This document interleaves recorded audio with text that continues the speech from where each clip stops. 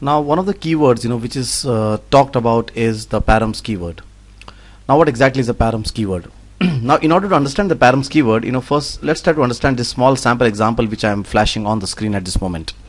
In the above sample example, you can see that we have a simple add function, and this add function is actually called from inside the static void main.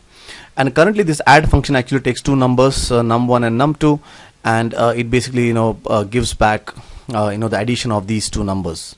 Now let's say if you want to add three numbers, so what you will do is you will go as an enthusiastic developer, add one more input variable here saying int num3, and then you will go and say okay, add num3, and then probably you will go here and say okay, here's the extra parameter, and now this add function will add 12 plus 14 plus 43. But definitely this is not a what you call a permanent solution. What if, let's say, the demand further increases and probably you would like to send unlimited number of numbers to this add function. In other words, what you would like is this add function or the add method what you have can take variable input parameters. So how do you go about solving this problem? So for those kind of situations we have something called as the params keyword. So in order to create variable input parameters, what you can do is you can say params, and you are expecting variable input parameters which are of type integer, and you will say list of numbers. Now with this param keyword, what happens is, what this says is that basically now if the if your add function is called by whatever number of input parameters, this will all come into this collection called as list numbers. And then what you can do is you can go and browse through this list numbers and do your addition and return the total to the main function. So what we can do is, let me just delete this comma here. So what we can do here is we can say okay, for each int I in list numbers, go and do the addition. And what I'll do is I'll create a temporary variable here called as total, so that we can go and add the running total into this variable. And I'm saying here total plus I plus total, and then we will return back this total to the to the static void main. So I'm going to say total. Right. Let me build this. Right. So build succeeded. Nice.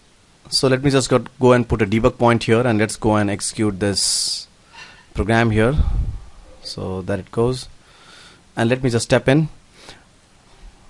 Now if you go here to the list numbers, you can see whatever input parameters you are given here in this add function, into this add function as arguments, you can see all those 4 values, or I'll say 5 values because of the 0 index, is in the collection.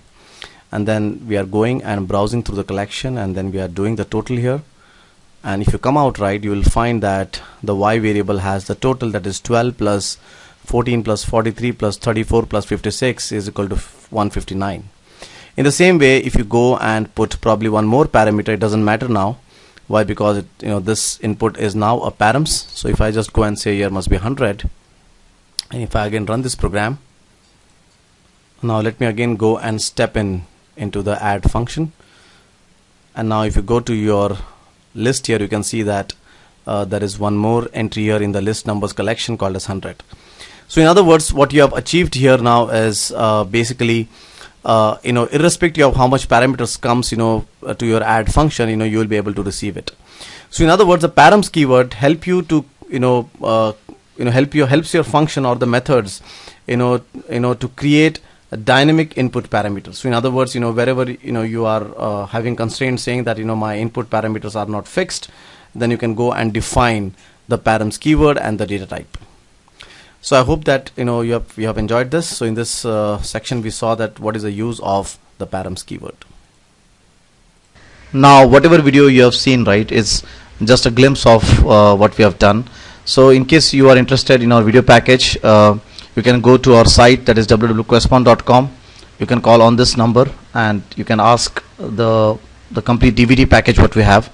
So in this DVD package what we have done is basically we have covered almost everything what a .NET developer wants. So right from basics of ASP.NET, Object-Oriented Programming, SQL Server, to new technologies like WCF, Silverlight, Link, Azure, Entity Framework, We also have UML, architecture, estimation, project management.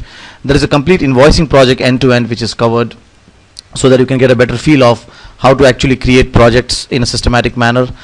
We have covered server products, both for SharePoint 2007 as well as for 2010. We have a lot of best practices video on SQL Server, etc. So this complete package, you can get from www.questpon.com if you're interested, and you can call on this number and you can ask for the rates. It's a very decent rate what we have.